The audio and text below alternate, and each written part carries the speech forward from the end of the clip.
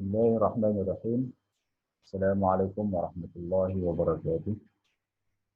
Alhamdulillahirabbil alamin. Wassalatu wassalamu ala asyrofil anbiya'i wal mursalin wa ala alihi wa sahbihi wa man tabi'ahum wa ba'du.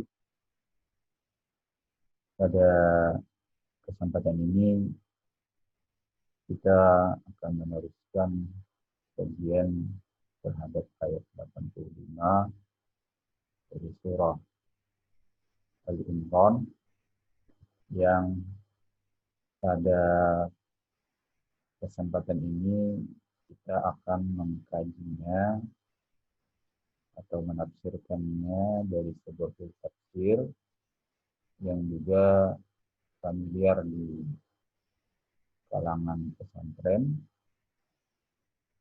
yaitu tafsir yang dikarang oleh di sini disebutkan adalah Muhammad Ali As-Sabuni. Jadi kita tafsir yang dikarang oleh Muhammad Ali As-Sabuni, dan di sini disebutkan profesi beliau adalah Al-Ustaz di Kulliyati Syariah dan Dirasatil Islamiyah Makkah Al-Mukarramah Jami'atul Malik Abdul Aziz. Jadi profesi beliau adalah sebagai seorang guru besar di Fakultas Syariah dan Kajian Keislaman di Universitas Malik Abdul Aziz di Kota Mekah. Ada juga sumber lain mengatakan bahwasanya beliau juga seorang guru besar di Universitas Ummul Qura atau Jamiah Ummul Qura. Nah, adapun kitab tafsir yang dikarang oleh beliau namanya adalah, di sini di bagian atas disebutkan nama kitab tafsirnya dikenal dengan Tuhfatut Tafasir. Jadi dikenal dengan nama kitab Tuhfatut Tafasir. Beliau juga mengarang sebuah kitab tafsir yang lain di bidang hukum, yaitu yang berjudul Rawai'ul Bayan. Untuk kitab tafsir Tuhfatut Tafasir ini disebutkan oleh pengarang di bagian bawah di sini. Kata beliau, kitab tafsir ini adalah tafsir Al-Qur'anil Karim. Jadi tafsir terhadap Al-Qur'anil Karim. Terus di sini disebutkan jami'un bainal ma'thur wal ma'qul. Jadi kitab tafsir ini adalah gabungan atau menggabungkan antara al-ma'thur, riwayat. Jadi riwayat yang berasal dari hadis Nabi, riwayat dari pendapatnya para sahabat, dan juga riwayat dari pendapatnya tabi'in. Wal ma'qul. Wal ma'qul ini artinya di samping riwayat juga ada pendapat selain riwayat-riwayat yang disebutkan tadi. Jadi bisa pendapat dari para pakar, para tokoh, para ulama yang lain, termasuk di antaranya juga adalah pendapat yang diutarakan oleh Muhammad Ali As-Sabuni itu sendiri. Terus beliau mengatakan, mustamiddun min awthaqi kutubit tafsir. Kata beliau, kitab tafsir beliau ini adalah mustamiddun, mengambil min awthaqi kutubit tafsir, mengambil dari sumber-sumber kitab tafsir yang paling kuat. Jadi yang paling baik atau yang paling kuat, kitab tafsir yang paling kuat itu diambil oleh beliau dan beliau masukkan ke dalam kitab tafsir ini, kitab Tuhfatut Tafasir ini. Di sini beliau menyebutkan kitab tafsir yang kuat tersebut, yang baik-baik tersebut, beliau menyebutkan ada namanya kitab tafsir At-Tabari. Ini yang pertama beliau, di antara yang beliau kutip.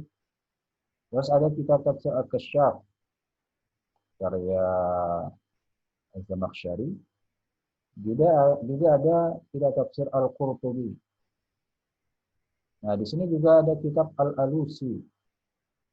Kitab tafsir Al-Alusi. Terus ada Ibnu Katsir, tafsir Ibnu Katsir, dan juga kitab tafsir Al-Bahrul Muhit wa ghairiha. Dan selain dari 6 kitab tafsir ini beliau juga mengambil.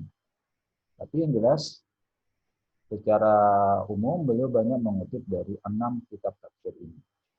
Nah, kata beliau, kitab tafsir ini beliau karang dengan uslubin muyassar, dengan tata bahasa atau gaya bahasa yang mudah, wa tinggi min haditsin, dan susunan kata yang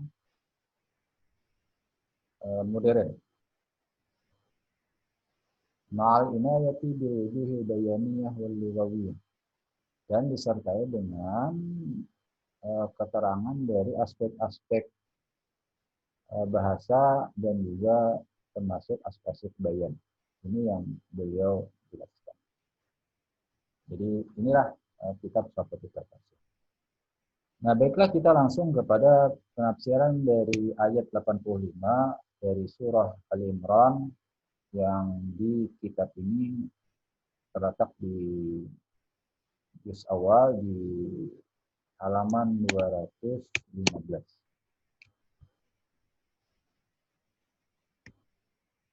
Nah, di sini di bagian